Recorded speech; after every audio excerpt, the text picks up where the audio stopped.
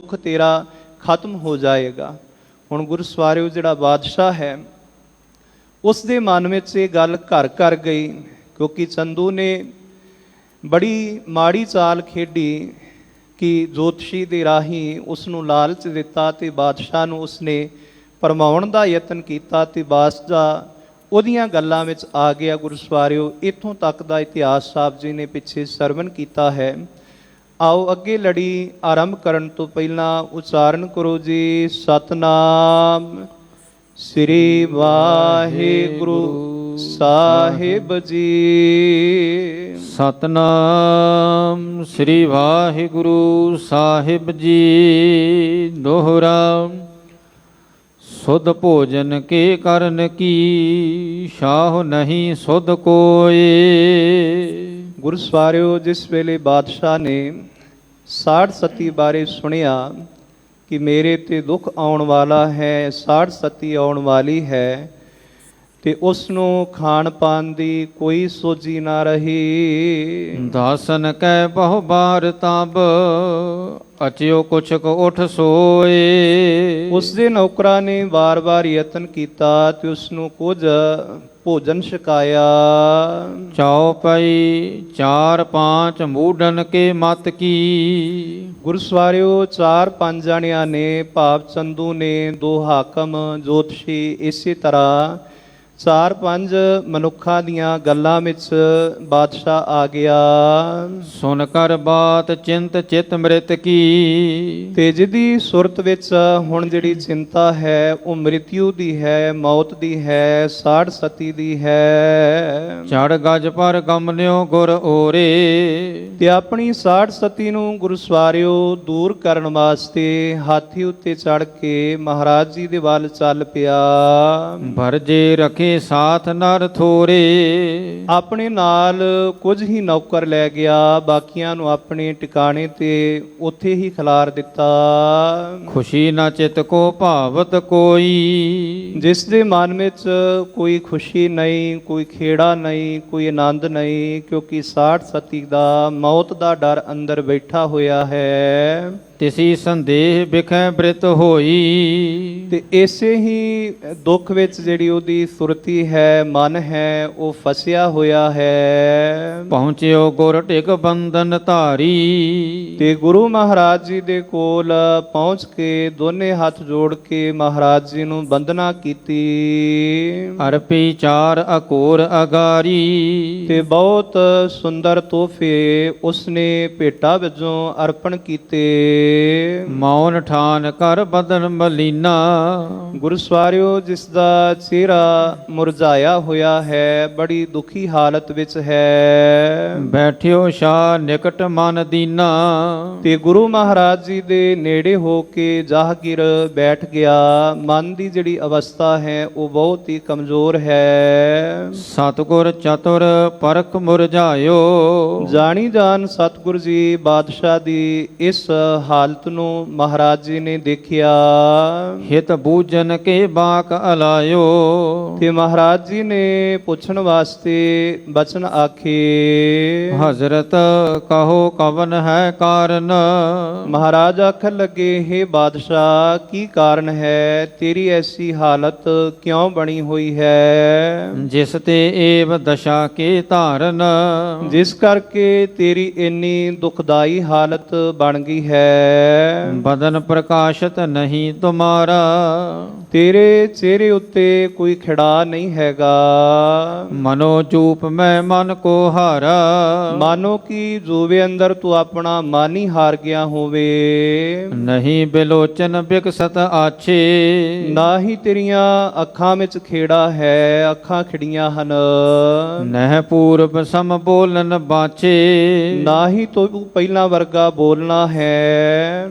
ਕੋ ਅਸ ਕਾਜ ਬਿਗਾਰਿਓ ਕਾਹੂ। ਕੀ ਗੱਲ ਬਾਦਸ਼ਾਹ, ਤੇਰਾ ਕਿਹੜਾ ਕਾਰਜ ਵਿਗੜ ਗਿਆ ਹੈ, ਤੈਨੂੰ ਕੀ ਹੋ ਗਿਆ ਹੈ। ਜਿਸ ਤੇ ਖੁਸ਼ੀ ਨਹੀਂ ਮਨ ਮਾਹੂ। ਜਿਸ ਕਾਰਨ ਕਰਕੇ ਤੇਰੇ ਮਨ ਵਿੱਚ ਕੋਈ ਖੁਸ਼ੀ ਨਹੀਂ, ਆਨੰਦ ਨਹੀਂ। ਕਹਿਓ ਸ਼ਾਹ ਕਿਆ ਕਹੋ ਸੁਨਾਈ। ਬਾਦਸ਼ਾਹ ਆਖਣ ਲੱਗਾ, ਮਹਾਰਾਜ ਮੈਂ ਕੀ ਤੁਹਾਨੂੰ ਦੱਸਾਂ। ਅਸਮੰਜਸ ਗਤ ਕਹੀ ਨਾ ਜਾਈ।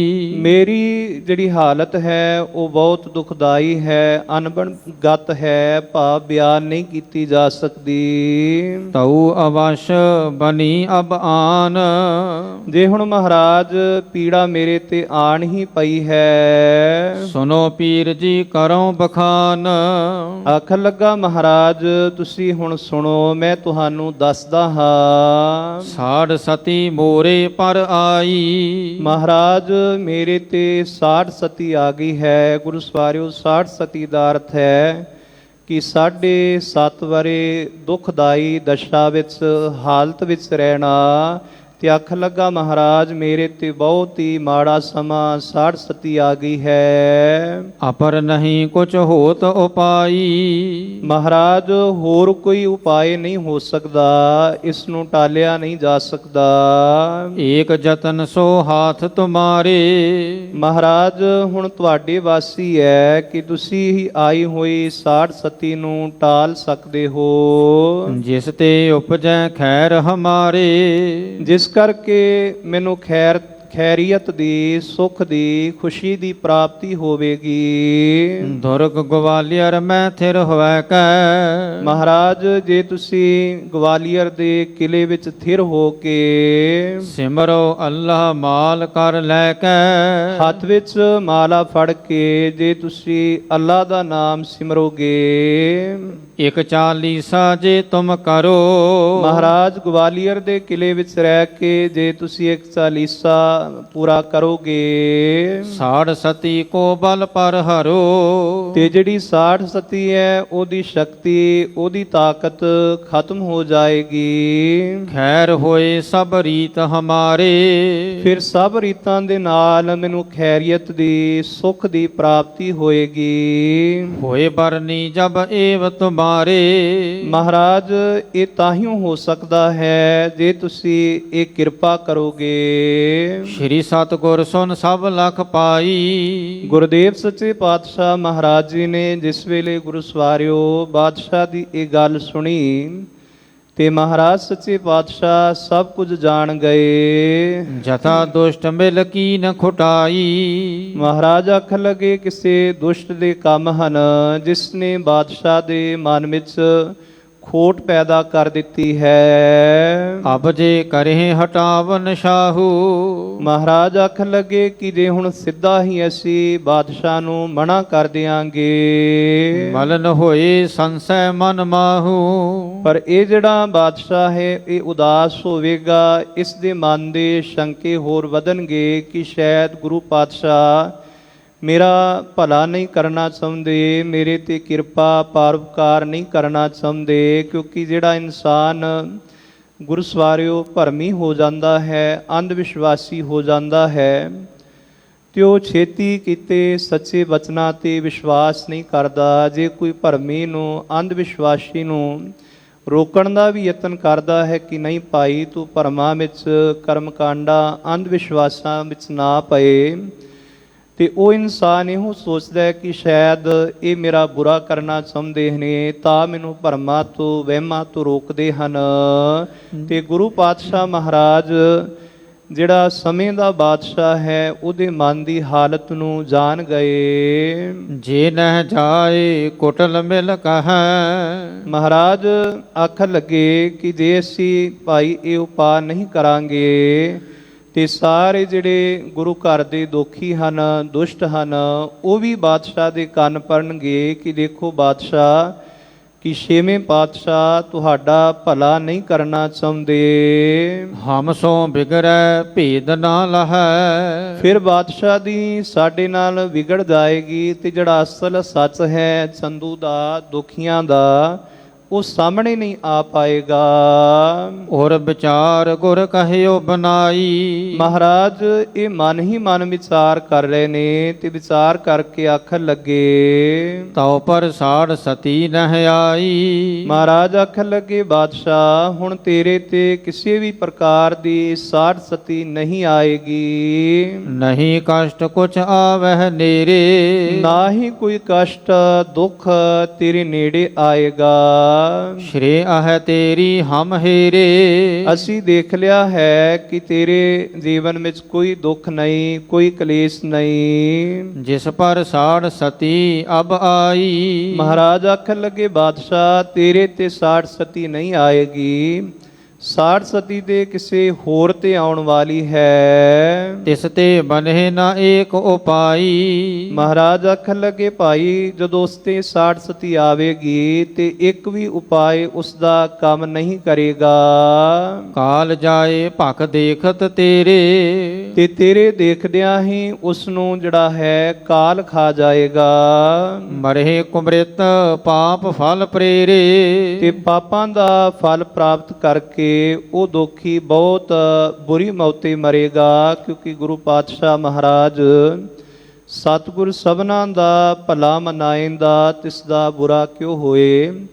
ਮਹਾਰਾਜ ਤੇ ਸਭ ਦਾ ਭਲਾ ਕਰਨ ਵਾਲੇ ਹਨ, ਪਰ ਗੁਰੂ ਸਵਾਰਿਓ ਜਿਹੜਾ ਮਨੁੱਖ ਸਮਾਜ ਵਾਸਤੇ ਦੋਖੀ ਹੋ ਜਾਏ, ਗੁਨਾਹਗਾਰ ਹੋ ਜਾਏ, ਅਪਰਾਧੀ ਬਣ ਜਾਏ ਤੇ ਉਸ ਨੂੰ ਖਤਮ ਕਰਨਾ ਵੀ ਗੁਰੂ ਸਵਾਰਿਓ ਇੱਕ ਧਰਮ ਹੁੰਦਾ ਹੈ, ਸਮਾਜ ਦੀ ਸੇਵਾ ਹੁੰਦੀ ਹੈ। ਜਿਵੇਂ ਕਿਸੇ ਕੁੱਤੇ ਨੂੰ ਹਲਕ ਪੈ ਜਾਏ ਤੇ ਉਸ ਨੂੰ ਮਾਰਨਾ ਹੀ ਬਿਹਤਰ ਹੁੰਦਾ ਹੈ, ਕਿਉਂਕਿ ਹਲਕ ਪਿਆ ਹੈ ਤੇ ਉਹ ਕਈਆਂ ਨੂੰ ਵੱਢੇਗਾ। ਤੇ ਇਸੇ ਤਰ੍ਹਾਂ ਜਿਹੜੇ ਗੁਰੂ ਘਰ ਦੇ ਵਿਰੋਧੀ ਸਨ, ਜਿਨ੍ਹਾਂ ਨੂੰ ਲੋਭ ਦਾ ਹਲਕ ਪੈ ਗਿਆ ਸੀ, ਤੇ ਗੁਰੂ ਸਵਾਰਿਓ ਉਹਨਾਂ ਨੂੰ ਖਤਮ ਕਰਨਾ ਇਹ ਵੀ ਇੱਕ ਧਰਮ ਦਾ ਕਰਮ ਹੁੰਦਾ ਹੈ, ਸਮਾਜ ਦੀ ਕੌਮ ਦੀ ਸੇਵਾ ਹੁੰਦੀ ਹੈ। ਹਮਰੇ ਪਰਵਿਸ਼ੇ ਦੁਰਗਮ ਜਾਰੇ। ਮਹਾਰਾਜ ਆਖਣ ਲੱਗੇ ਕਿ ਅਸੀਂ ਗਵਾਲੀਅਰ ਦੇ ਕਿਲੇ ਵਿੱਚ ਜ਼ਰੂਰ ਜਾਵਾਂਗੇ। ਉਪਜਤ ਹੈ ਕਲਿਆਣ ਤੁਮਾਰੇ। ਜਿਸ ਕਰਕੇ ਤੁਹਾਡਾ ਕਲਿਆਣ ਹੋਵੇਗਾ। ਤਉ ਹਮ ਜਾਹੇ ਜਾਪ ਕੋ ਕਰੈ। ਅਸੀਂ ਉੱਥੇ ਜਾ ਕੇ ਜਾਪ ਕਰਾਂਗੇ। ਸਭ ਸੰਕਟ ਤੇਰੇ ਪਰ ਹਰੈ। ਤੇ ਤੇਰੇ ਜਿਹੜੇ ਸਾਰੇ ਸੰਕਟ ਹਨ, ਦੁੱਖ ਹਨ, ਉਹ ਦੂਰ ਹੋ ਜਾਣਗੇ। ਸੁਨਤ ਸ਼ਾਹ ਹਰਖਿਓ ਮਨ ਮਾਹੂ। ਜਿਸ ਵੇਲੇ ਸ਼ਾਹ ਨੇ, ਬਾਦਸ਼ਾਹ ਨੇ ਗੁਰੂ ਪਾਤਸ਼ਾਹ ਮਹਾਰਾਜ ਜੀ ਦੇ ਗੁਰੂ ਸਵਾਰਿਓ ਇਹ ਵਚਨ ਸੁਣੇ ਤੇ ਸੁਣ ਕੇ ਬੜਾ ਪ੍ਰਸੰਨ ਹੋਇਆ।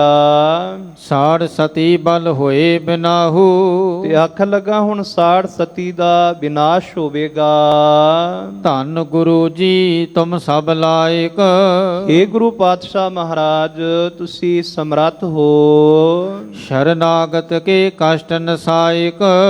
ਜਿਹੜਾ ਵੀ ਤੁਹਾਡੀ ਸ਼ਰਨ ਵਿੱਚ ਆ ਜਾਂਦਾ ਹੈ ਉਹਦੇ ਸਾਰੇ ਦੁੱਖ ਕਲੇਸ਼ ਦੂਰ ਹੋ ਜਾਂਦੇ ਹਨ, ਉਹਨੂੰ ਸੁਖ ਦੀ ਪ੍ਰਾਪਤੀ ਹੁੰਦੀ ਹੈ। ਖਾਤਰ ਜਮਾ ਹਿਰਦੇ ਅਬ ਹੋਈ। ਹੁਣ ਮੇਰੇ ਕੇ ਮਨ ਵਿੱਚ ਇਹ ਗੱਲ ਪੱਕੀ ਬੈਠ ਗਈ ਹੈ। ਸੰਕਟ ਮੋਹਿ ਸ਼ੁਭੈ ਨਹਿ ਕੋਈ। ਹੁਣ ਮੈਨੂੰ ਕੋਈ ਵੀ ਸੰਕਟ ਦੁੱਖ ਛੂਹ ਨਹੀਂ ਸਕਦਾ, ਮੇਰੇ ਨੇੜੇ ਨਹੀਂ ਆ ਸਕਦਾ।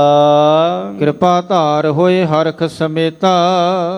ਹੁਣ ਤੁਹਾਡੀ ਕਿਰਪਾ ਹੋ ਗਈ ਹੈ, ਤੁਹਾਡੀ ਬਖਸ਼ਿਸ਼ ਹੋ ਗਈ ਹੈ, ਤੁਸੀਂ ਵਚਨ ਕਰ ਦਿੱਤੇ ਹਨ, ਇਸ ਕਰਕੇ ਮੈਂ ਹੁਣ ਪ੍ਰਸੰਨ ਹਾਂ। ਜਾਪ ਕਰਨ ਗਮਨੋ ਮਮ ਹੇਤਾ।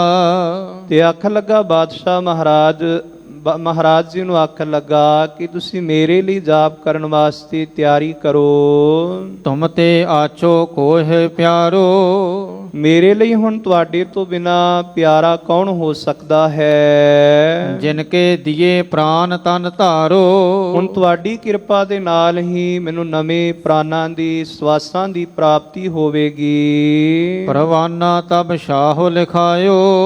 ਗੁਰੂ ਸਵਾਰਿਓ ਫਿਰ ਬਾਦਸ਼ਾਹ ਨੇ ਇੱਕ ਚਿੱਠੀ ਲਿਖਵਾਈ। ਦੁਰਗਪਤੀ ਕੇ ਪਾਸ ਪਠਾਇਓ। ਜਿਹੜਾ ਕਿਲੇ ਦਾ ਹਾਕਮ ਸੀ ਉਹਦੇ ਪਾਸ ਪਹੁੰਚਾਈ। ਸ਼੍ਰੀ ਹਰਿ ਗੋਬਿੰਦ ਏਠਾਂ ਆਵੈ। ਉਹਦੇ ਵਿੱਚ ਲਿਖਿਆ ਕਿ ਸ੍ਰੀ ਗੁਰੂ ਹਰਗੋਬਿੰਦ ਸਾਹਿਬ ਮਹਾਰਾਜ ਇਸ ਕਿਲੇ ਵਿੱਚ ਆਉਣਗੇ। ਘਰ ਚਾਲੀਸਾ ਮੋਹਿ ਬਚਾਵੈ। ਤੇ ਇੱਥੇ ਚਾਲੀਸਾ ਕਰਨਗੇ, ਜਾਪ ਕਰਨਗੇ ਤੇ ਮੇਰੇ ਜੀਵਨ ਨੂੰ ਬਚਾਉਣਗੇ। ਆਛੇ ਥਲ ਢੇਰਾ ਕਰਵਾਵੋ। ਤੇ ਉਹਦੇ ਵਿੱਚ ਲਿਖਿਆ ਕਿ ਕਿਲੇ ਵਿੱਚ ਇਹਨਾਂ ਦਾ ਚੰਗੀ ਥਾਂ ਤੇ ਡੇਰਾ ਕਰਵਾਉਣਾ। ਜੋ ਕਿਛ ਚਾਹੈ ਸੋ ਪਾਸ ਪਠਾਵੋ। ਜਿਨ੍ਹਾਂ ਜਿਨ੍ਹਾਂ ਚੀਜ਼ਾਂ ਦੀ ਗੁਰੂ ਪਾਤਸ਼ਾਹ ਮਹਾਰਾਜ ਜੀ ਨੂੰ ਲੋੜ ਹੋਵੇਗੀ, ਸਾਰੀਆਂ ਇਹਨਾਂ ਦੀਆਂ ਲੋੜਾਂ ਪੂਰੀਆਂ ਕਰਨੀਆਂ। ਦੇਤੇ ਰਹੀਏ ਅਦਕ ਆਨੰਦ। ਇਹਨਾਂ ਨੂੰ ਕੋਈ ਦੁੱਖ ਨਹੀਂ ਦੇਣਾ, ਪਰੇਸ਼ਾਨੀ ਨਹੀਂ ਦੇਣੀ, ਸਗੋਂ ਇਹਨਾਂ ਨੂੰ ਆਨੰਦ ਹੀ ਬਖਸ਼ਣਾ ਹੈ। ਮਾਨੋ ਕਹਿਓ ਸਕਲ ਕਰ ਬੰਦ। ਤੇ ਦੋਨੇ ਹੱਥ ਜੋੜ ਕੇ ਇਹਨਾਂ ਦੇ ਹੁਕਮ ਨੂੰ ਮੰਨਣਾ ਹੈ। ਨਿਕਟ ਹਮੇਸ਼ ਜਾਹੋ ਇੱਕ ਬਾਰੀ। ਤੇ ਦਿਨ ਵਿੱਚ ਰੋਜ਼ ਹੀ ਗੁਰੂ ਪਾਤਸ਼ਾਹ ਮਹਾਰਾਜ ਜੀ ਦੇ ਕੋਲ ਜਾਣਾ ਹੈ। ਬੂਝਤ ਰਹੋ ਲਿਹੋ ਸੁਧ ਸਾਰੀ। ਤੇ ਇਹਨਾਂ ਦੀ ਖਬਰਸਾਰ ਰਹਿੰਦੇ ਰਹਿਣਾ ਹੈ ਕਿ ਕਿਸੇ ਚੀਜ਼ ਦੀ ਲੋੜ ਤੇ ਨਹੀਂ, ਭਾਵ ਕਿ ਸਭ ਕੁਝ ਜਾ ਕੇ ਪੁੱਛਣਾ ਹੈ ਸੇਵਾ ਦੀ ਖਾਤਰ। ਇਮ ਕੈ ਸ਼ਾਹੋ ਬੰਦ ਨਾ ਕਰੀ। ਤੇ ਇਸ ਤਰੀਕੇ ਸਭ ਕੁਝ ਲਿਖਵਾ ਕੇ ਬਾਦਸ਼ਾਹ ਨੇ ਸ੍ਰੀ ਗੁਰੂ ਹਰਗੋਬਿੰਦ ਸਾਹਿਬ ਮਹਾਰਾਜ ਜੀ ਦੇ ਅੱਗੇ ਨਮਸਕਾਰ ਕੀਤੀ। ਗ੍ਰਹਿ ਕੋ ਗਮਨ ਸੋ ਇੱਛਾ ਧਰੀ। ਤੇ ਹੁਣ ਵਾਪਸ ਆਪਣੇ ਮਹਿਲਾਂ ਵਿੱਚ ਜਾਣ ਦੀ ਇੱਛਾ ਧਾਰਨ ਕੀਤੀ। ਸਤਿਗੁਰ ਕਹਿਓ ਰਹਿ ਸਭ ਡੇਰਾ। ਗੁਰੂ ਮਹਾਰਾਜ ਆਖਣ ਲੱਗੇ ਕਿ ਸਾਡਾ ਜਿਹੜਾ ਟਿਕਾਣਾ ਹੈ ਉਹ ਇੱਥੇ ਹੀ ਰਵੇਗਾ। ਹਮ ਗਮਨੈ ਤਿਤ ਹੋਤ ਸਬੇਰਾ। ਕਿ ਅਸੀਂ ਸਵੇਰ ਹੁੰਦਿਆਂ ਸਾਰ ਹੀ ਇਸ ਆਗਰੇ ਦੀ ਧਰਤੀ ਤੋਂ ਗਵਾਲੀਅਰ ਚਲੇ ਜਾਵਾਂਗੇ।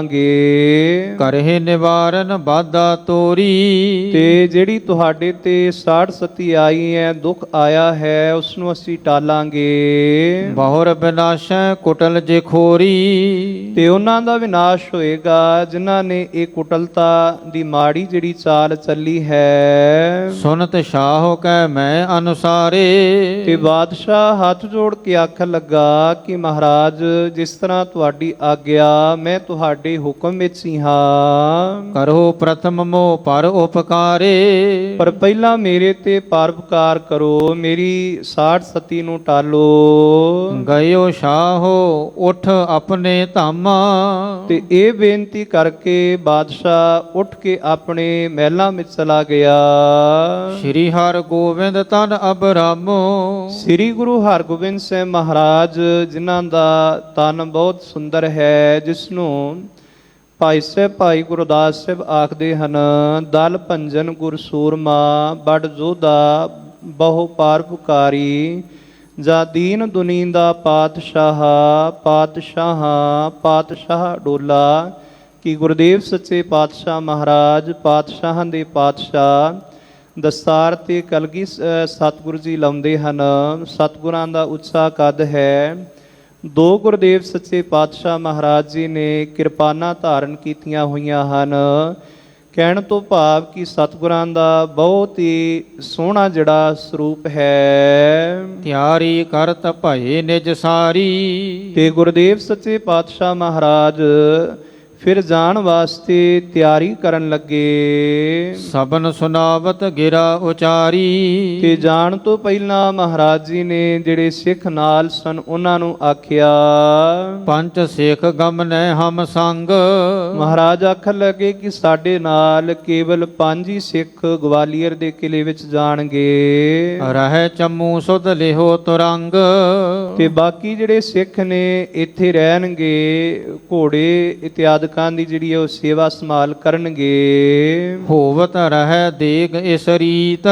ਤੇ ਮਹਾਰਾਜ ਆਖਣ ਲੱਗੇ, ਭਾਈ ਸਾਡੇ ਜਾਣ ਤੋਂ ਬਾਅਦ ਵੀ ਇੱਥੇ ਇਸੇ ਤਰ੍ਹਾਂ ਗੁਰੂ ਕਾ ਲੰਗਰ ਚੱਲਦਾ ਰਹਿਣਾ ਚਾਹੀਦਾ ਹੈ। ਸਭ ਕੀ ਸੁਧ ਸਭ ਬਿਦ ਲਿਹੋ ਨੀਤ। ਮਹਾਰਾਜ ਆਖਣ ਲੱਗੇ, ਇੱਥੇ ਭਾਈ ਸੰਗਤਾਂ ਨੇ ਆਉਣਾ ਹੈ, ਸਾਰੀਆਂ ਸੰਗਤਾਂ ਦੀ ਖਬਰਸਾਰ ਲੈਣੀ ਹੈ। ਕਹਿਓ ਮਸੰਦਨ ਕੋ ਸਮਝਾਏ। ਤੇ ਮਹਾਰਾਜ ਜੀ ਨੇ ਵਿਸ਼ੇਸ਼ ਤੌਰ ਤੇ ਮਸੰਦਾਂ ਨੂੰ ਸਮਝਾਉਣਾ ਕੀਤਾ। ਹਮ ਆਵੈ ਦਿਨ ਕਿਤਕ ਬਿਤਾਏ। ਕਿ ਅਸੀਂ ਭਾਈ ਥੋੜੇ ਦਿਨਾਂ ਬਾਅਦ ਗਵਾਲੀਅਰ ਤੋਂ ਵਾਪਸ ਆ ਜਾਵਾਂਗੇ। ਸਭਨ ਸੰਭਾਰ ਕਰੋ ਹੁਸ਼ਿਆਰ। ਪਰ ਤੁਸੀਂ ਹੁਸ਼ਿਆਰ ਹੋ ਕੇ, ਜਾਗ ਕੇ, ਸੁਚੇਤ ਹੋ ਕੇ ਇਥੋਂ ਦੀ ਸੇਵਾ ਸੰਭਾਲ ਕਰਨੀ ਹੈ, ਭਾਵ ਕੀ ਧਿਆਨ ਰੱਖਣਾ ਹੈ। ਰਹੋ ਸੁਚੇਤ ਨਿਵਾਸ ਬਜ਼ਾਰ, ਇਸ ਟਿਕਾਣੇ ਤੇ ਹਮੇਸ਼ਾ ਹੀ ਤੁਸੀਂ ਸੁਚੇਤ ਰਹਿਣਾ ਹੈ, ਅਵੇਅਰ ਰਹਿਣਾ ਹੈ। ਖਾਨ ਪਾਨ ਕਰ ਨਿਸਾ ਬਿਤਾਈ, ਤੇ ਗੁਰਦੇਵ ਸੱਚੇ ਪਾਤਸ਼ਾਹ ਮਹਾਰਾਜ ਜੀ ਨੇ ਇਹ ਵਚਨ ਸਿੱਖਾਂ ਨੂੰ ਆਖੇ ਤੇ ਉਸ ਤੋਂ ਬਾਅਦ ਸਤਿਗੁਰਾਂ ਨੇ ਪ੍ਰਸ਼ਾਦਾ ਛਕਿਆ। ਭਈ ਭੋਰ ਗਮਨੇ ਗੋਸਾਈ, ਕਿ ਜਿਸ ਵੇਲੇ ਪ੍ਰਭਾਤ ਹੋਈ ਤੇ ਮਹਾਰਾਜ ਫਿਰ ਚੱਲਣ ਵਾਸਤੇ ਤਿਆਰ ਹੋ ਗਏ। ਪੰਚ ਸਿੱਖ ਲੈ ਸੰਗ ਪਿਆਨੇ, ਤੇ ਮਹਾਰਾਜ ਜੀ ਦੇ ਨਾਲ 5 ਸਿੱਖ ਜਿਨ੍ਹਾਂ ਦੀ ਡਿਊਟੀ ਲੱਗੀ ਸੀ ਉਹ ਵੀ ਗੁਰੂ ਸਵਾਰਿਓ ਚੱਲ ਪਏ। ਪਹੁੰਚੇ ਜਾਏ ਗਵਾਲੀਅਰ ਥਾਨੇ, ਤੇ ਮਹਾਰਾਜ ਗਵਾਲੀਅਰ ਦੇ ਕਿਲੇ ਵਿੱਚ ਪਹੁੰਚ ਗਏ। ਦੁਰਗਪਤੀ ਆਖੇ ਹਰਦਾਸ, ਪਰ ਉੱਥੋਂ ਦਾ ਜਿਹੜਾ ਜੇਲਰ ਸੀ ਜਿਸ ਦਾ ਨਾਮ ਗੁਰੂ ਸਵਾਰਿਓ ਹਰੀਦਾਸ ਹੈ, ਸਿਮਰਤ ਸਦਾ ਸੋ ਹਿਤ ਗੁਰ ਪਾਸ, ਉਹ ਸਦਾ ਹੀ ਮਹਾਰਾਜ ਜੀ ਨੂੰ ਚੇਤੇ ਕਰਦਾ ਸੀ। ਗੁਰੂ ਚਰਨਾਂ ਦਾ ਸ਼ਰਧਾਵਾਨ ਭਾਵਨਾ ਵਾਲਾ ਉਹ ਸੇਵਕ ਸੀ, ਸ਼ਰਧਾਲੂ ਸੀ, ਸਦਾ ਹੀ ਮਹਾਰਾਜ ਜੀ ਨੂੰ ਯਾਦ ਕਰਦਾ ਰਹਿੰਦਾ ਸੀ। ਕਿਮ ਦਰਸ਼ਨ ਮੈਂ ਚੱਲ ਕਰ ਪਾਵੋ, ਤੇ ਆਖਣ ਲੱਗਾ ਕਿ ਮੈਂ ਕਿਵੇਂ ਪਾਤਸ਼ਾਹ ਦੇ ਜਾ ਕੇ ਦਰਸ਼ਨ ਕਰ ਸਕਦਾ ਹਾਂ। ਨਹੀਂ ਦੁਰਗ ਕੋ ਸ਼ੋਰ ਸਦਾਵੋ, ਪਰ ਮੈਂ ਇਸ ਕਿਲੇ ਨੂੰ ਛੱਡ ਕੇ ਨਹੀਂ ਜਾ ਸਕਦਾ। ਆਹ ਕੈਦ ਇਸ ਮੈਂ ਬਹੁ ਰਾਜੇ, ਆਖਣ ਲੱਗਾ ਕਿ ਇਸ ਦੇ ਅੰਦਰ ਬਹੁਤ ਸਾਰੇ ਜਿਹੜੇ ਰਾਜੇ ਹਨ, ਮੇਰੇ ਗਏ ਬਿਗੜ ਹੈ ਕਾਜੇ। ਪਰ ਇਹ ਜਿਹੜਾ ਇੱਥੇ ਕੰਮ ਹੈ, ਮੇਰੀ ਡਿਊਟੀ ਹੈ, ਇਹ ਬੜੀ ਜ਼ਿੰਮੇਵਾਰੀ ਵਾਲੀ ਹੈ, ਕਿਉਂਕਿ ਇੱਥੇ ਰਾਜੇ ਕੈਦ ਹਨ ਤੇ ਮੈਂ ਛੱਡ ਕੇ ਨਹੀਂ ਜਾ ਸਕਦਾ। ਸ਼ਾਹੋ ਤਕੀਦ ਕਰਤ ਬਹੁ ਬਾਰੀ, ਤੇ ਬਾਦਸ਼ਾਹ ਨੇ ਵੀ ਮੈਨੂੰ ਵਾਰ-ਵਾਰ ਇਹੋ ਤਕੀਦ ਕੀਤੀ ਹੈ ਕਿ ਕਿਲੇ ਦਾ ਵਿਸਾਹ ਨਹੀਂ ਕਰਨਾ, ਭਾਵ ਕਿ ਆਪਣੀ ਜ਼ਿੰਮੇਵਾਰੀ ਤੋਂ ਕੁਤਾਹੀ ਨਹੀਂ ਕਰਨੀ। ਦੁਰਗ ਵਿਸਾਸ ਨ ਕੀਜਹਿ ਧਾਰੀ, ਕਿ ਦੁਰਗ ਦਾ ਭਾਵ ਕਿ ਕਿਲੇ ਦਾ ਕਦੀ ਵੀ ਵਿਸਾਹ ਨਹੀਂ ਕਰਨਾ। ਨਹੀਂ ਕੋਸ ਪਰ ਸ਼ੋਰ ਸਦਾਵੋ, ਆਖਣ ਲੱਗਾ ਮੈਂ ਤੇ ਕਦੀ ਇੱਕ ਕੋ ਵੀ ਕਿਲੇ ਨੂੰ ਛੱਡ ਕੇ ਕਿਤੇ ਨਹੀਂ ਗਿਆ। ਨਿਜ ਦਰ ਮਾਹਾ ਬੈਠੇ ਪਾਵੋ, ਪਰ ਮੈਂ ਤਨਖਾਹ ਲੈਣ ਵੀ ਨਹੀਂ ਜਾਂਦਾ, ਤਨਖਾਹ ਵੀ ਮੈਨੂੰ ਇੱਥੇ ਬੈਠਿਆਂ ਹੀ ਪ੍ਰਾਪਤ ਹੋ ਜਾਂਦੀ ਹੈ। ਨਹੀਂ ਦੁਰਗ ਤਜ ਜਾਹਿਓ ਜਾਵੈ, ਇਸ ਕਰਕੇ ਮੈਂ ਦੁਰਗ ਨੂੰ ਕਿਲੇ ਨੂੰ ਛੱਡ ਕੇ ਨਹੀਂ ਜਾ ਸਕਦਾ। ਸਿਮਰੈ ਸਤਿਗੁਰ ਦਰਸ ਦਿਖਾਵੈ, ਤੇ ਮਹਾਰਾਜ ਜੀ ਨੂੰ ਚੇਤੇ ਕਰਦਾ ਹੈ ਕਿ ਕਦੋਂ ਗੁਰੂ ਪਾਤਸ਼ਾਹ ਮਹਾਰਾਜ ਜੀ ਦੇ ਦਰਸ਼ਨ ਹੋਣਗੇ। ਗਇਓ ਸ਼ਾਹ ਕੋ ਜਬ ਪਰਵਾਨਾ, ਜਿਸ ਵੇਲੇ ਬਾਦਸ਼ਾਹ ਦਾ ਪਰਵਾਨਾ ਭਾਵ ਚਿੱਠੀ ਉੱਥੇ ਪਹੁੰਚੀ, ਕਰਤ ਪ੍ਰਤੀਖਨ ਹਰਖ ਮਹਾਨਾ, ਤੇ ਜਿਹੜਾ ਹਰੀਦਾਸ ਹੈ ਉਹ ਬੜਾ ਪ੍ਰਸੰਨ ਹੋਇਆ ਤੇ ਮਹਾਰਾਜ ਜੀ ਦਾ ਖੁਸ਼ੀ ਦੇ ਨਾਲ ਇੰਤਜ਼ਾਰ ਕਰਨ ਲੱਗਾ ਕਿ ਸੱਚੇ ਪਾਤਸ਼ਾਹ ਮਹਾਰਾਜ ਕਦੋਂ ਆਉਣਗੇ। ਪਹੁੰਚੇ ਤਹ ਸ਼੍ਰੀ ਹਰਿ ਗੋਬਿੰਦ, ਗੁਰਸਵਾਰਿਓ ਜਿਸ ਵੇਲੇ ਮਹਾਰਾਜ ਉੱਥੇ ਪਹੁੰਚੇ ਤੇ ਹਰੀਦਾਸ ਬੜਾ ਪ੍ਰਸੰਨ ਹੋਇਆ। ਤਬ ਹਰਿਦਾਸ ਉਠਿਓ ਕਰ ਬੰਦ, ਤੇ ਹਰਦਾਸ ਉਸ ਵੇਲੇ ਗੁਰਸਵਾਰਿਓ ਦੋਨੇ ਹੱਥ ਜੋੜ ਕੇ ਉਸਨੇ ਮਹਾਰਾਜ ਜੀ ਨੂੰ ਨਮਸਕਾਰ ਕੀਤੀ। ਬੰਧਨ ਕੀ ਨ ਭਾਓ ਬੜ ਧਾਰਾ, ਤੇ ਮਨ ਵਿੱਚ ਬੜੀ ਸ਼ਰਧਾ ਹੈ, ਬੜਾ ਹੀ ਪ੍ਰੇਮ ਹੈ ਤੇ ਬੰਦਨਾ ਕੀਤੀ। ਲੈ ਕਰ ਸੰਗ ਸੋ ਦੁਰਗ ਮਝਾਰਾ, ਤੇ ਗੁਰੂ ਮਹਾਰਾਜ ਜੀ ਨੂੰ ਬੜੇ ਹੀ ਅਦਬ ਸਤਕਾਰ ਦੇ ਨਾਲ ਲੈ ਕੇ ਕਿਲੇ ਵਿੱਚ ਚਲਾ ਗਿਆ। ਪਰ ਵਿਸ਼ਿਓ ਆਛੋ ਥਲ ਜਹ ਹੀਰਾ, ਦੁਰਗ ਵਿੱਚ ਕਿਲੇ ਵਿੱਚ ਜਿੱਥੇ ਸਭ ਤੋਂ ਸੋਹਣੀ ਚੰਗੀ ਜਗ੍ਹਾ ਸੀ ਉੱਥੇ ਮਹਾਰਾਜ ਜੀ ਨੂੰ ਲੈ ਗਿਆ। ਜਾਏ ਕਰਾਇਓ ਸਤਿਗੁਰ ਡੇਰਾ, ਤੇ ਉੱਥੇ ਜਾ ਕੇ ਮਹਾਰਾਜ ਜੀ ਦਾ ਡੇਰਾ ਕਰਵਾਇਆ। ਇੱਕ ਸੁੰਦਰ ਪਰ ਅੰਕ ਡਸਾਇਓ, ਤੇ ਗੁਰੂ ਮਹਾਰਾਜ ਜੀ ਵਾਸਤੇ ਉੱਥੇ ਬਹੁਤ ਹੀ ਸੋਹਣਾ ਗੁਰਸਵਾਰਿਓ ਪਲੰਗ ਡੁਵਾਇਆ। ਅਸਤਾਰਨ ਸੋ ਨੀਕੇ ਛਾਇਓ, ਤੇ ਪਲੰਗ ਉੱਤੇ ਬਹੁਤ ਸੋਹਣਾ ਬਿਸਤਰਾ ਵਿਛਾਉਣਾ ਪਰੌਣਾ ਕੀਤਾ। ਤਿਸ ਪਰ ਬਿਨਤੀ ਭਾਖ ਬਿਠਾਏ। ਤੇ ਸਤਿਗੁਰਾਂ ਨੂੰ ਬੜੇ ਹੀ ਅਦਬ ਦੇ ਨਾਲ ਬੇਨਤੀ ਕੀਤੀ, ਮਹਾਰਾਜ ਇਸ ਸੁੰਦਰ ਪਲੰਗ ਉੱਤੇ ਤੁਸੀਂ ਵਿਰਾਜਮਾਨ ਹੋਵੋ। ਬੈਠ ਤਰੇ ਮਨ ਬਾਂਛਤ ਪਾਏ। ਕਿ ਮਹਾਰਾਜ ਜੀ ਨੂੰ ਬਿਠਾ ਕੇ ਆਪ ਸਤਿਗੁਰਾਂ ਦੇ ਕੋਲ ਬੈਠ ਗਿਆ। ਕਹਿਤ ਭਇਓ ਸੁਨ ਸੁਜਸ ਤੁਮਾਰਾ। ਤੇ ਬੇਨਤੀ ਕਰਨ ਲੱਗਾ, ਮਹਾਰਾਜ ਮੈਂ ਤੁਹਾਡਾ ਬਹੁਤ ਜਸ ਸੁਣਿਆ ਹੈ। ਚਹਿਤ ਰਹਿਓ ਮੈਂ ਦਰਸ ਉਦਾਰਾ। ਮੇਰੇ ਮਨ ਵਿੱਚ ਤੁਹਾਡੇ ਦਰਸ਼ਨਾਂ ਦੀ ਸਦਾ ਹੀ ਤਾਂਗ ਇੱਛਾ ਬਣੀ ਰਹਿੰਦੀ ਸੀ। ਘਟ ਘਟ ਕੀ ਤੁਮ ਜਾਣ ਨਹਾਰੇ। ਮਹਾਰਾਜ ਤੁਸੀਂ ਜਾਣਨ ਹਾਰੇ ਹੋ, ਹਰੇਕ ਘਟ ਦੀ ਬਿਰਥਾ ਨੂੰ, ਭਾਵਨਾ ਨੂੰ ਤੁਸੀਂ ਜਾਣਨ ਵਾਲੇ ਹੋ। ਆਨ ਦਿਓ ਦਰਸ਼ਨ ਇਸ ਬਾਰੇ। ਤੁਸੀਂ ਬੜੀ ਕਿਰਪਾ ਕੀਤੀ ਹੈ, ਇੱਥੇ ਆ ਕੇ ਮੈਨੂੰ ਆਪਣੇ ਦਰਸ਼ਨ ਬਖਸ਼ੇ ਹਨ। ਕਰਿਓ ਨਿਹਾਲ ਮੋਹਿ ਕੋ ਆਛੇ। ਮਹਾਰਾਜ ਆਪਣੀ ਦੀਦਾਰ ਬਖਸ਼ ਕੇ ਮੈਨੂੰ ਨਿਹਾਲ ਕੀਤਾ ਹੈ। ਦੇਤ ਮਨੋਰਥ ਦਾਸ ਜੋ ਬਾਂਛੇ। ਮਹਾਰਾਜ ਤੁਹਾਡੇ ਸੇਵਕਾਂ ਦੇ ਜੋ ਵੀ ਮਨੋਰਥ ਹੁੰਦੇ ਹਨ, ਤੁਸੀਂ ਆਪਣੇ ਸੇਵਕਾਂ ਦੇ ਮਨੋਰਥ ਪੂਰੇ ਕਰਦੇ ਹੋ। ਗੁਰੂ ਸਵਾਰਿਓ ਜੀ, ਭਾਵਨਾ ਨਾਲ, ਸ਼ਰਧਾ ਨਾਲ ਅਸੀਂ ਗੁਰੂ ਪਾਤਸ਼ਾਹ ਮਹਾਰਾਜ ਜੀ ਦੇ ਚਰਨਾਂ ਵਿੱਚ ਆਉਂਦੇ ਹਾਂ ਤੇ ਆ ਕੇ ਬੇਨਤੀ ਕਰਦੇ ਹਾਂ, ਤੇ ਮਹਾਰਾਜ ਸੱਚੇ ਪਾਤਸ਼ਾਹ ਸਾਡੀ ਬੇਨਤੀ ਨੂੰ ਪ੍ਰਵਾਨ ਕਰਦੇ ਹਨ, ਸਾਡੀ ਬੇਨਤੀ ਨੂੰ ਸੁਣਦੇ ਹਨ। ਪਰ ਸਾਨੂੰ ਬੇਨਤੀ ਕਰਨ ਦੀ ਜੇ ਜਾਚ ਆ ਜਾਵੇ ਕਿ ਭਾਵਨਾ ਨਾਲ ਆਪਣੇ ਸੇਵਕ ਕੀ ਆਪੇ ਰਾਖੇ, ਆਪੇ ਨਾਮ ਜਪਾਵੇ। ਜਹ ਜਹ ਕਾਜ ਕਿਰਤ ਸੇਵਕ ਕੀ ਤਹਾਂ ਤਹਾਂ ਉਠਤਾਵੇ। ਸੇਵਕ ਕੋ ਨਿਕਟੀ ਹੋਏ ਦਿਖਾਵੇ। ਜੋ ਜੋ ਕਹਿ ਠਾਕੁਰ ਪੈ ਸੇਵਕ ਤਤਕਾਲ ਹੋਏ ਆਵੇ। ਜੋ ਵੀ ਅਸੀਂ ਬੇਨਤੀ ਕਰਦੇ ਹਾਂ ਸੇਵਕ ਬਣ ਕੇ, ਮਹਾਰਾਜ ਸਾਡੀ ਬੇਨਤੀ ਨੂੰ ਸੁਣਦੇ ਹਨ। ਮੈਂ ਤਾਣ ਦੀਵਾਨ ਤੂੰ ਹੈ ਮੇਰੇ ਸੁਆਮੀ। ਮੈਂ ਤੁਧ ਆਗੇ ਅਰਦਾਸ ਮੈਂ ਹੋਰ ਥਾਉ ਨਾਹੀ। ਜਿਸ ਪੈ ਕਰੋ ਬੇਨੰਤੀ ਮੇਰਾ ਦੁੱਖ ਸੁਖ ਤੁਝ ਹੀ ਪਾਸ। ਭਾਉ ਹੀਰ ਕਰ ਬਹੁ ਹਰਦਾਸ। ਤੇ ਗੁਰਦੇਵ ਸੱਚੇ ਪਾਤਸ਼ਾਹ ਮਹਾਰਾਜ ਜੀ ਦੇ ਕੋਲ ਮਨ ਇੱਛਤ ਹਰਿਦਾਸ ਨੇ ਫਲ ਪ੍ਰਾਪਤ ਕੀਤੇ। ਸ਼੍ਰੀ ਮੁਖ ਤੇ ਕੇ ਬਾਕ ਪ੍ਰਕਾਸ਼। ਤੇ ਗੁਰਦੇਵ ਸੱਚੇ ਪਾਤਸ਼ਾਹ ਮਹਾਰਾਜ ਜੀ ਨੇ ਆਪਣੇ ਮੁਖ ਤੋਂ ਇਹ ਵਚਨ ਆਖੇ। ਗੁਰ ਘਰ ਕੇ ਜੋ ਸ਼ਰਧਾ ਧਾਰੀ। ਜਿਸ ਵੇਲੇ ਪ੍ਰੇਮ ਭਰੇ ਵਚਨ ਹਰਦਾਸ ਜੀ ਮਹਾਰਾਜ ਜੀ ਨੇ ਸੁਣੇ ਤੇ ਸਹਿਬ ਆਖਣ ਲੱਗੇ, ਭਾਈ ਜਿਨ੍ਹਾਂ ਦੀ ਸ਼ਰਧਾ ਗੁਰੂ ਘਰ ਪ੍ਰਤੀ ਹੁੰਦੀ ਹੈ, ਮਨ ਵਿੱਚ ਹਿਰਦੇ ਦੇ ਭਾਵ ਨਾਲ ਜੋ ਗੁਰੂ ਚਰਨਾਂ ਨਾਲ ਜੁੜੇ ਹੁੰਦੇ ਹਨ, ਦੋਹ ਲੋਕਨ ਗਤ ਲਹਿਤ ਸੁਖਾਰੀ। ਉਹਨਾਂ ਦੀ ਦੋ ਲੋਕਾਂ ਵਿੱਚ ਹੀ ਸੁਖਾਲੀ ਗਤੀ ਹੁੰਦੀ ਹੈ। ਭਾਵ ਕਿ ਉਹਨਾਂ ਨੂੰ ਲੋਕ ਪਰਲੋਕ ਦੇ ਸੁਖ ਮਿਲਦੇ ਹਨ।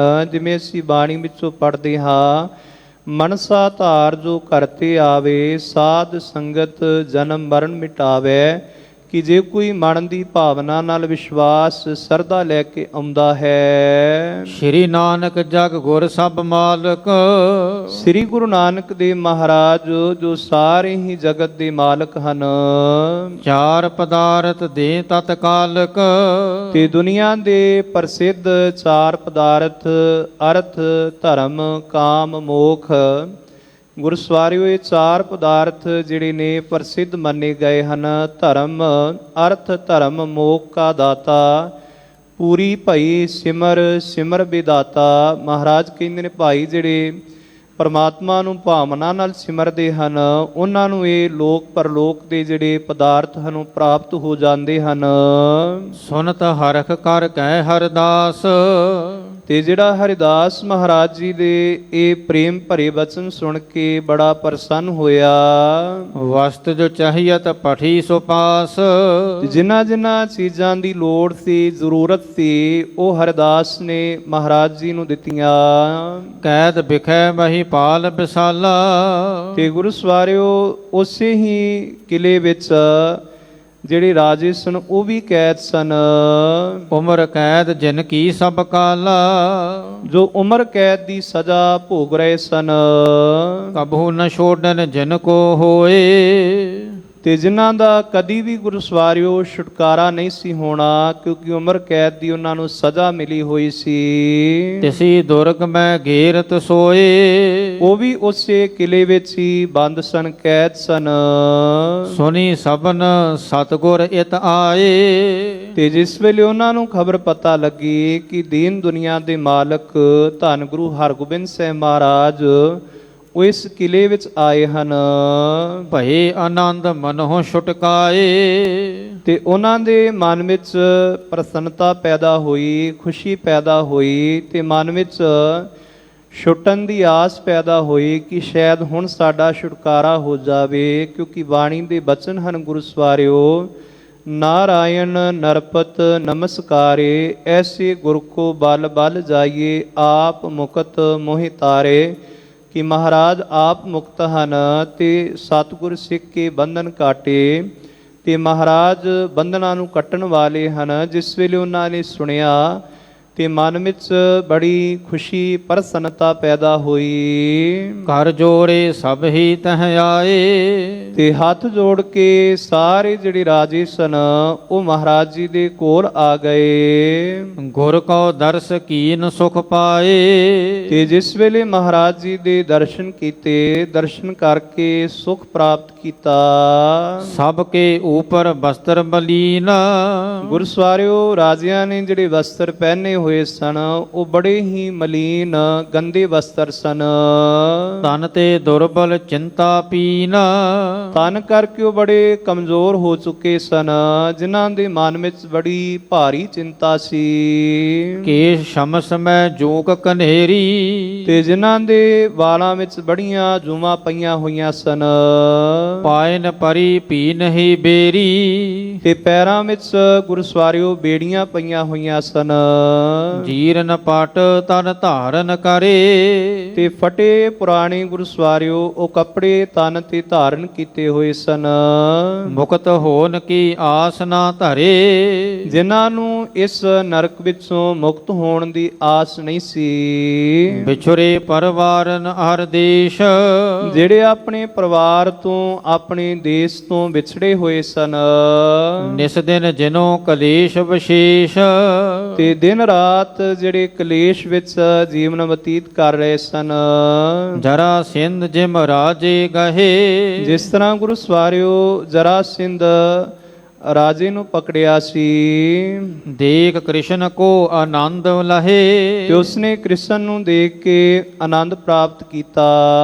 ਤਿਮ ਸਭ ਪਿਕ ਸ੍ਰੀ ਹਰਿ ਗੋਬਿੰਦ, ਇਸੇ ਤਰ੍ਹਾਂ ਸ੍ਰੀ ਗੁਰੂ ਹਰਗੋਬਿੰਦ ਸਾਹਿਬ ਮਹਾਰਾਜ ਜੀ ਨੂੰ ਜਿਸ ਵੇਲੇ ਇਹਨਾਂ ਰਾਜਿਆਂ ਨੇ ਦੇਖਿਆ, ਨਾਮ ਕਿਰਿਆ ਜੁਗ ਕੀ ਮਾਨਿੰਦ, ਗੁਰੂ ਸਵਾਰਿਓ ਜਿਨ੍ਹਾਂ ਦੇ ਨਾਮ ਅਤੇ ਕਰਮ ਸਮ ਹੈ, ਭਾਵ ਕਿ ਜੋ ਪਾਤਸ਼ਾਹ ਦਾ ਨਾਮ ਹੈ ਆਪਣੇ ਨਾਮ ਮੁਤਾਬਕ ਹੀ ਉਹ ਕਰਮ ਕਰਨ ਵਾਲੇ ਹਨ। ਜਿਵੇਂ ਬਚਨ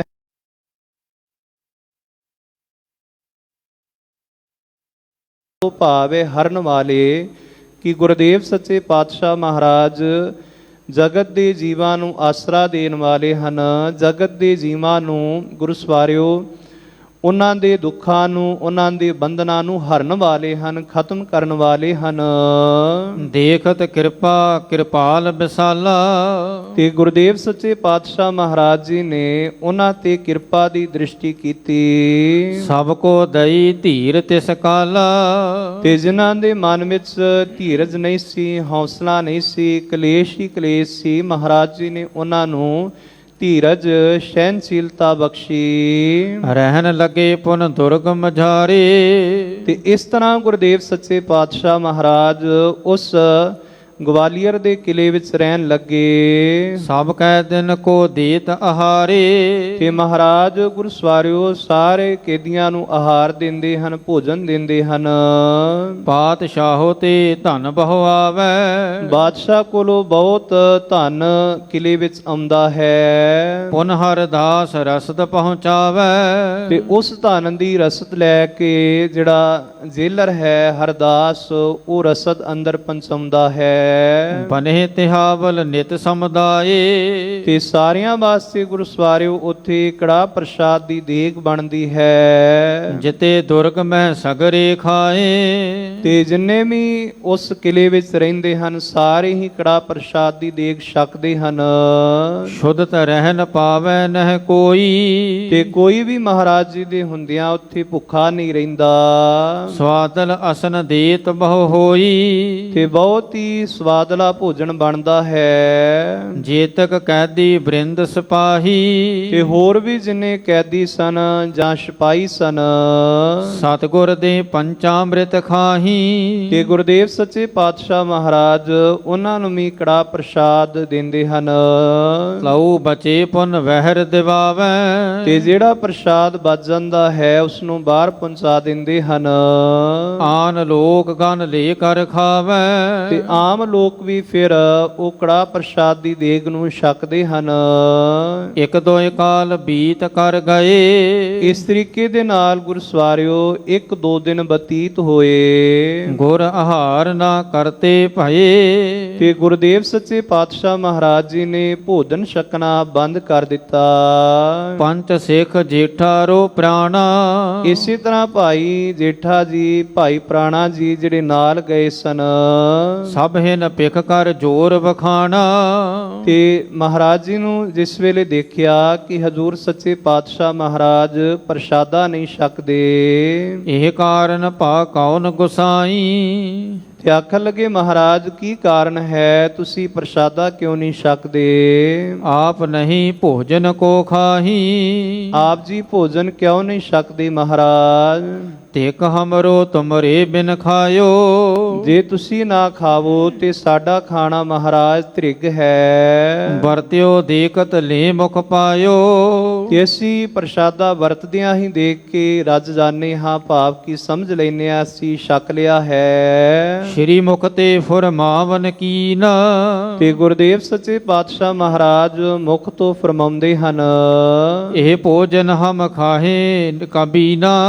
ਮਹਾਰਾਜ ਆਖਣ ਲੱਗੇ ਸੀ ਭਾਈ ਇਹ ਜਿਹੜਾ ਭੋਜਨ ਹੈ ਨਹੀਂ ਛਕਾਂਗੇ। ਵਹਿਰ ਜਾਏ ਮਿਹਨਤ ਕਰ ਲਿਆਵੋ। ਮਹਾਰਾਜ ਆਖਣ ਲੱਗੇ ਕਿ ਭਾਈ ਤੁਸੀਂ ਬਾਹਰ ਜਾ ਕੇ ਮਿਹਨਤ ਕਰਕੇ ਪ੍ਰਸ਼ਾਦਾ ਛਕਾਓ। ਰਸਦ ਖਰੀਦੋ ਵਿਪਨੀ ਜਾਵੋ। ਤੇ ਤੁਸੀਂ ਮਿਹਨਤ ਕਰਕੇ ਜਿਹੜਾ ਗੁਰੂ ਸਵਾਰਿਓ ਧਨ ਲਿਆਓਗੇ। ਆਖਣ ਲੱਗੇ ਮਹਾਰਾਜ ਕਿ ਮਿਹਨਤ ਕਰਕੇ ਜਿਹੜਾ ਧਨ ਆਵੇਗਾ ਉਹਦੀ ਰਸਦ ਖਰੀਦੀ ਜਾਏਗੀ ਉਹਦਾ ਅਸੀਂ ਪ੍ਰਸ਼ਾਦਾ ਛਕਾਂਗੇ। ਕਿਉਂਕਿ ਬਾਣੀ ਵਿੱਚ ਵਾਕ ਵੀ ਹੈ ਮਹਾਰਾਜ ਜੀ ਦਾ ਕਿ ਘਾਲ ਖਾਏ ਕਿ ਛੱਥੋ ਦੇ ਨਾਨਕ ਰਾਹ ਪਛਾਣੇ ਸੇ।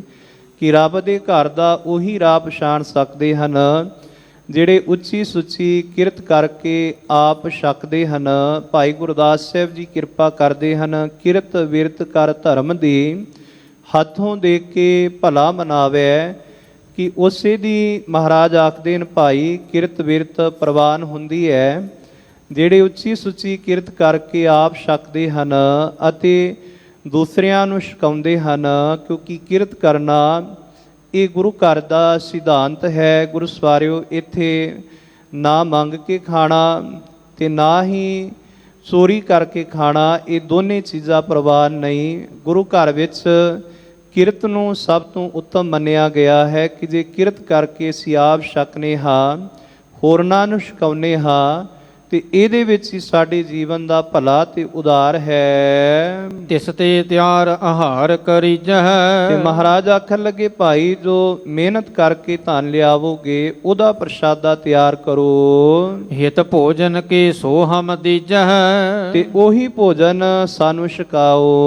ਨਾਹਿ ਧਰੈ ਹੈ ਪਾਉਨ ਆਹਾਰੀ। ਜੇ ਇਸ ਤਰ੍ਹਾਂ ਨਹੀਂ ਹੋਵੇਗਾ ਅਸੀਂ ਪਾਉਣ ਆਹਾਰੀ ਹੋ ਜਾਵਾਂਗੇ। ਜਬ ਲਗ ਬਾਸੇ ਦੁਰਗਮ ਜਾਰੀ। ਤੇ ਜਿੰਨਾ ਚਿਰ ਅਸੀਂ ਇਸ ਕਿਲੇ ਵਿੱਚ ਰਵਾਂਗੇ ਉਹਨਾਂ ਚਿਰ ਇੱਥੋਂ ਦਾ ਜਿਹੜਾ ਪ੍ਰਸ਼ਾਦਾ ਹੈ ਅਸੀਂ ਨਹੀਂ ਛਕਾਂਗੇ। ਸੁਨ ਸਤਿਗੁਰ ਤੇ ਬਹੁਰ ਸੁਨਾਈ। ਕਿ ਗੁਰਦੇਵ ਸੱਚੇ ਪਾਤਸ਼ਾਹ ਮਹਾਰਾਜ ਜੀ ਨੇ ਜਿਸ ਵੇਲੇ ਇਹ ਬਚਨ ਆਖੇ ਤੇ ਸਿੱਖ ਅੱਖ ਲੱਗੇ। ਹਮ ਨਿਜ ਹਾਥਨ ਲਿਆਏ ਕਮਾਈ। ਅੱਖ ਲੱਗੇ ਮਹਾਰਾਜ ਅਸੀਂ ਆਪਣੇ ਹੱਥਾਂ ਨਾਲ ਮਿਹਨਤ ਕਰਕੇ ਧਨ ਲਿਆਵਾਂਗੇ। ਕੀਜੈ ਭੋਜਨ ਆਪ ਹਮੇਸ਼ੋ। ਤੇ ਆਪ ਜੀ ਮਿਹਨਤ ਵਾਲਾ ਭੋਜਨ ਹਮੇਸ਼ਾ ਹੀ ਛਕਣਾ। ਹਮਕੋ ਅਹੈ ਸੁਖੀਨ ਬਸ਼ੇਸ਼ੋ।